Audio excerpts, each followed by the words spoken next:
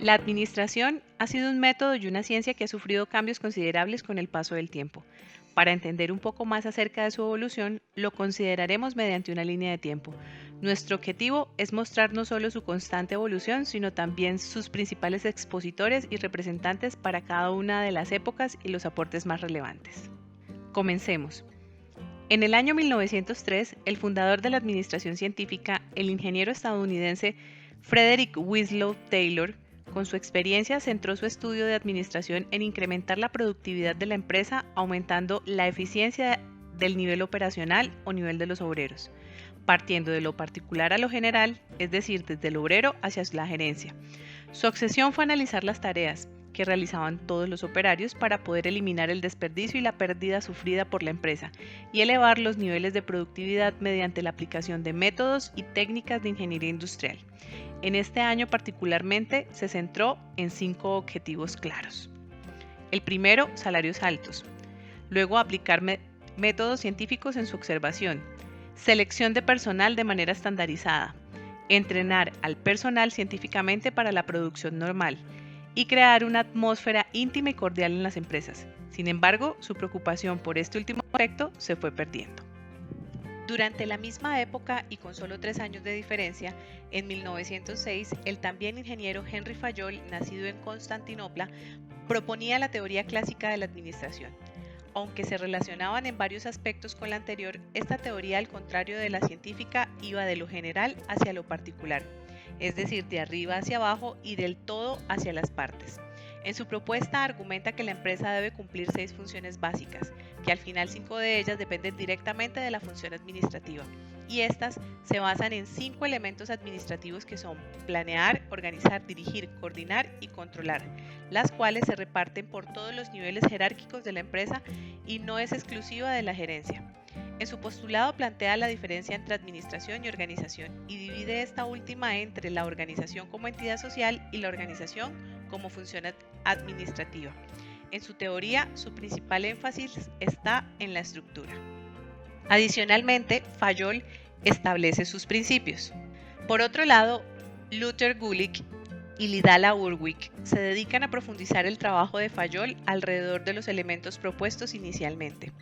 Urwig desdobla la planeación en 3 fases distintas: investigación, previsión y planeación, mientras Gulick la renombró con un acrónimo POSCORP, traducción de las funciones al inglés. Para el año de 1911, la teoría de Taylor se fortalece por los esposos Frank y Lillian Gilbreth, con el estudio a fondo de la organización racional del trabajo, en donde están incluidos tiempos y movimientos y el estudio de la fatiga humana. La organización racional del trabajo se fundamentó en 9 aspectos, con los cuales se buscaba reducir la fatiga humana, que originaba la alta rotación de personal, enfermedades y accidentes, y por ende la baja productividad, entre muchos otros aspectos. Este es un ejemplo de cómo se diseñaban las tareas y se dividían por operarios de acuerdo a los planteamientos de la teoría clásica.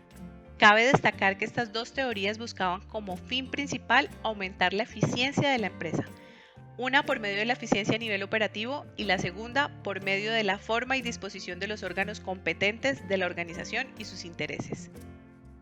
Continuando con la administración científica, en 1912, otro representante de la época, Emerson, realiza un aporte con los 2 principios de la eficiencia, que son para el autor la relación entre lo que se consigue y lo que se puede conseguir, y su consecuencia directa es la productividad, persiguiendo nuevamente el mismo objetivo de la teoría. No podemos olvidar citar el aporte a la teoría científica del famosísimo Henry Ford, que mediante su fabricación de carros de la época y a pesar de los obstáculos y quiebre inicial, persistió marcando un antes y un después en la industria automovilística con sus procesos de producción en masa, logrando reinventarse constantemente en esos métodos y procesos de trabajo y manteniendo vigente su marca a pesar del paso del tiempo. Mientras en la teoría clásica y científica hablaban de la máquina y el método, el nuevo modelo de administración se enfocaba en las relaciones humanas, siendo este la principal teoría del enfoque humanista de la administración. El fundador de esta teoría fue el psicólogo Elton Mayo. Esta práctica surgió en Estados Unidos. La idea principal de Mayo fue la de modificar el modelo mecánico de comportamiento organizacional para sustituirlo por otro que tuviese más en cuenta los sentimientos, las actitudes, la complejidad emocional y otros aspectos del sujeto humano. En 1924, el experimento de Hunter, que consistía en investigar las causas de la alta rotación de personal y problemas en los procesos productivos, fue decisivo, porque gracias a las conclusiones que extrajeron de él se fundamentó la base de la teoría de las relaciones humanas.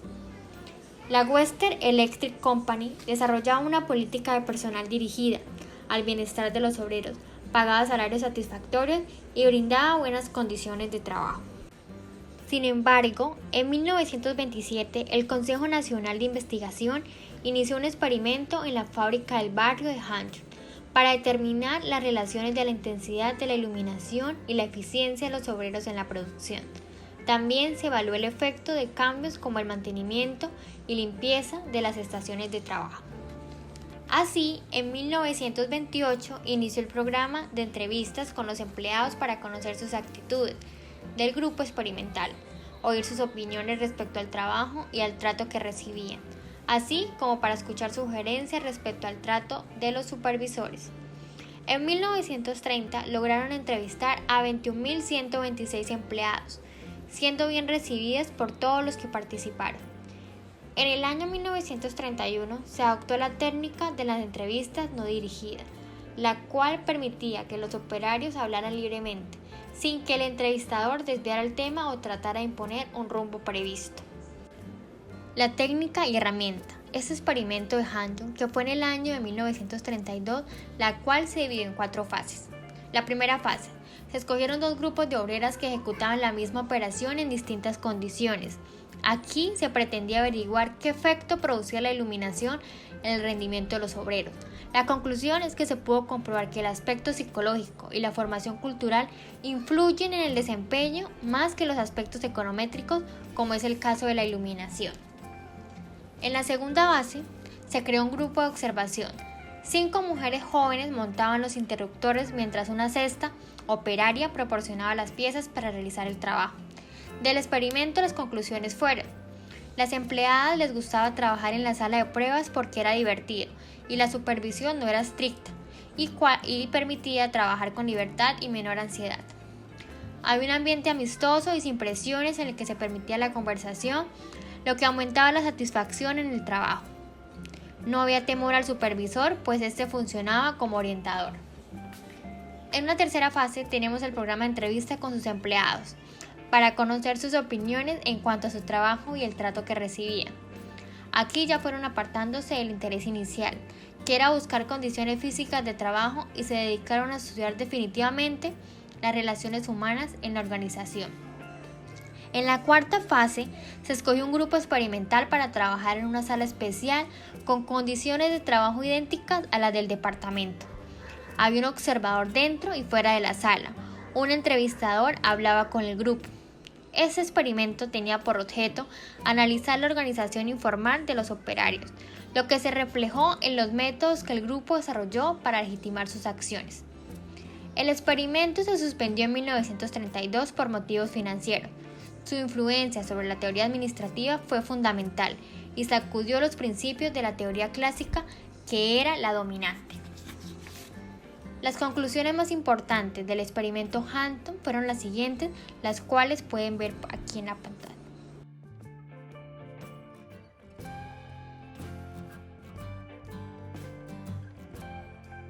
Elton Mayo y su equipo de trabajo explican que el ser humano es motivado no solo por estímulos económicos, sino también por recompensas sociales.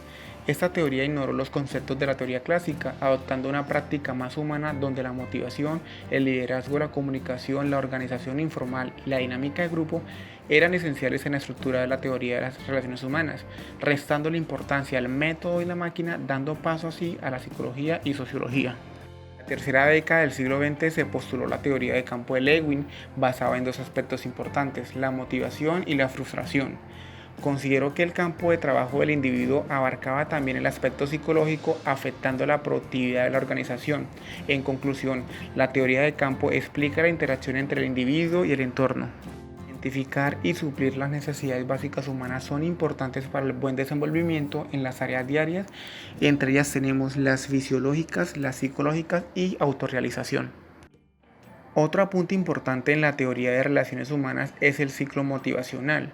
Se comprobó que todo comportamiento humano es motivado, y dicha motivación es una tensión persistente que lleva al individuo a comportarse de cierta manera para satisfacer una o más necesidades. Cuando una satisfacción es bloqueada por una barrera, surge la frustración. La compensación se presenta cuando el individuo intenta satisfacer alguna necesidad imposible de suplir mediante la satisfacción de otra complementaria o sustitutiva. Cuando se suple una necesidad, la moral y la actitud del ser humano crece, aumentando la productividad en sus tareas, pero si al contrario esa no suple dicha necesidad, el comportamiento del ser humano se verá afectado, ocasionando baja productividad. Parece que los experimentos realizados por Elton Mayo y su equipo de trabajo no quedaron ahí. Gracias a las observaciones que se realizaron durante el ensayo en diferentes ambientes laborales, se identificó a los líderes informales, quienes ayudaban a los obreros a actuar como un grupo social cohesionado e integrado, caso diferente al de la teoría clásica, donde prevalecía la autoridad formal. El comportamiento de un buen líder requerirá de actitudes como ayudar y orientar al grupo, solucionar problemas, saber estimular, asistir, recompensar, penalizar, informar, evaluar y tomar decisiones. La teoría de las relaciones humanas logró corroborar la gran influencia de este tema con la forma en la que se conduce a los individuos. Maxey y Blanchard hacen un aporte basados en el liderazgo situacional. Explican que es un modelo dinámico en el que el líder adquiere un comportamiento u otro en función de su entorno. Toma decisiones teniendo en cuenta la situación concreta de su empresa o las necesidades y competencias de los propios empleados. Para la teoría de relaciones humanas era muy importante la participación de los empleados de niveles inferiores en la solución de problemas en la empresa. Esto ayudaba a incentivar la confianza entre las personas y los grupos de la corporación. Los primeros conceptos fundamentales de la teoría de las relaciones humanas fueron expuestos por Roethlisberger y Dixon en su memorable libro, donde relatan el experimento de Hartung. Ambos verificaron que el comportamiento de los individuos en el trabajo no podía ser comprendido de manera adecuada si no se consideraba la organización informal de los grupos, así como las relaciones entre esa organización informal y la organización total de la fábrica. La organización informal se construye tanto a partir del comportamiento de los líderes sociales como en el marco de las relaciones dentro de los grupos y entre los grupos.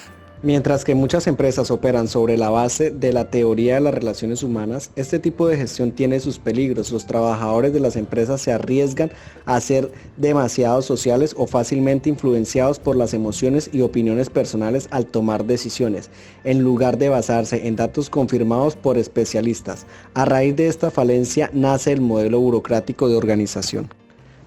La teoría de burocracia en la administración se desarrolló en la década de 1940 en función de los siguientes aspectos: la fragilidad y la parcialidad en la teoría clásica y de la teoría de relaciones humanas, la necesidad de un modelo de organización racional, el crecimiento y tamaño de complejidad de las empresas. Se dice que el concepto de la burocracia es la organización más eficiente por excelencia. El máximo exponente de la teoría burocracia es Max Weber, quien es un sociólogo alemán. Fue el creador de la sociología de la burocracia. Esta burocracia se define como una estructura indispensable en grandes organizaciones, originado a partir de normas sociales y morales, denominada ética protestante. En la siguiente imagen podemos observar a Philip Sedgwick. Presenta que la burocracia genera consecuencias no previstas que se derivan de los problemas relacionados a la organización informal. Robert King Merton presentaba la burocracia a través de un modelo que se basa en las consecuencias no previstas, es decir, en las disfunciones de la burocracia de organizar dentro de los principios de la máquina. En el siguiente podemos observar a Alvin Gardner, uno de los primeros en identificar la falencia de la organización burocrática y graficar muchas de sus disfunciones.